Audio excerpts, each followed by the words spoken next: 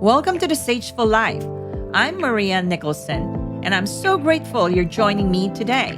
Whether you're tuning in on YouTube, Spotify, Apple Podcasts, or catching clips on Instagram or Facebook, this space is all about embracing this next chapter with purpose and heart. If you haven't yet, please like, share, and subscribe on your favorite platform. It helps our community grow and keeps this movement going strong. And if you'd love some complimentary wellness and lifestyle resources, we've put together beautiful, helpful tools just for you. Click the link in the description below, drop in your email, and they'll be on their way to your inbox. Let's talk about something we don't say out loud often enough: loneliness. I know. It's uncomfortable. It feels vulnerable. And it's easy to think it's something that only happens to other people. But here's the truth: loneliness is a public health crisis. According to the U.S. Surgeon General, chronic loneliness is as harmful as smoking 15 cigarettes a day. 15 every single day. But the thing is, this isn't just about being alone. It's about feeling unseen, unheard, disconnected. You could be surrounded by family in a house full of people and still feel completely isolated. I've felt that, and I know so many of you have too. So today, let's go there. Let's have the real conversation. Loneliness is quiet, but it is not harmless. It affects your mental health. It affects your physical health. It changes your brain chemistry. And it shrinks your world down to survival. It can raise your risk of depression, anxiety, heart disease, stroke, and even dementia. And slowly, you begin to believe this lie that maybe no one really sees you anymore. Then maybe your time of being important or needed has passed. You stop reaching out. You stop asking for help. And the silence becomes familiar. But just because something is familiar doesn't mean it's good for you. And what breaks my heart is that millions of people, especially those over 50, are suffering quietly. They're grieving silently. They're aching for connection, but don't know how to ask for it. And the longer we pretend we're okay, the deeper the ache grows. Loneliness isn't weakness. It's a signal. It's your soul saying, I miss feeling seen. I want to share something personal. After my mother passed away, I found myself in a place I never expected. Outwardly, I kept going. I was running a business, caring for family, juggling so many roles. People even called me Wonder Woman. But the truth, I was falling apart on the inside.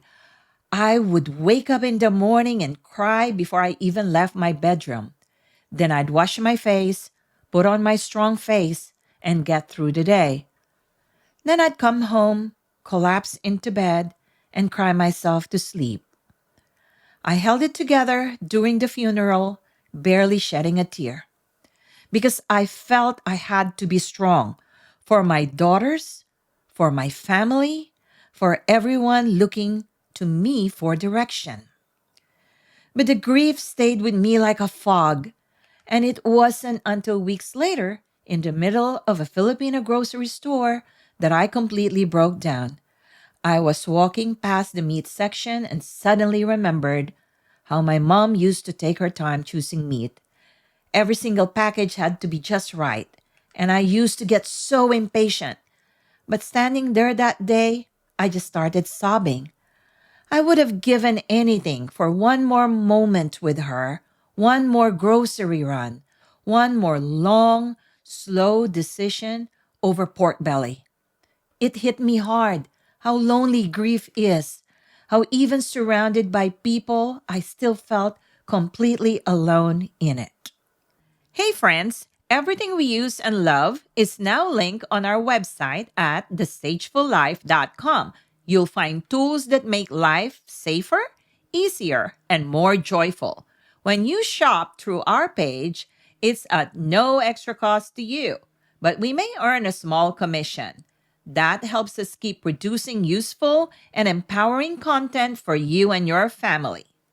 Now, let's get back to it. But let me tell you something that helped, something that carried me through that season. My close group of lifelong friends, men and women I've known since high school.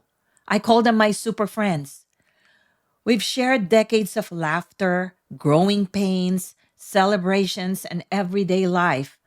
Before my mom passed, we already made it a point to see each other once a month. But after she passed, they showed up like angels. They took turns calling me, texting me, checking in just to see how I was holding up.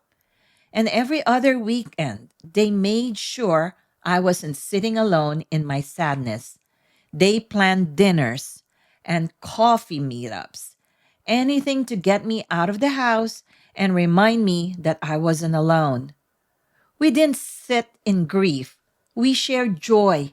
We told the same stories we've been telling since we were teenagers. And somehow, they still made us laugh until we cried. They didn't try to fix me. They just showed up consistently. And those moments, they reminded me who I was. They gave my spirit something to hold on to. They gave me light when everything felt dark. I honestly don't know how I would have made it through that time without them. That kind of friendship, it's sacred.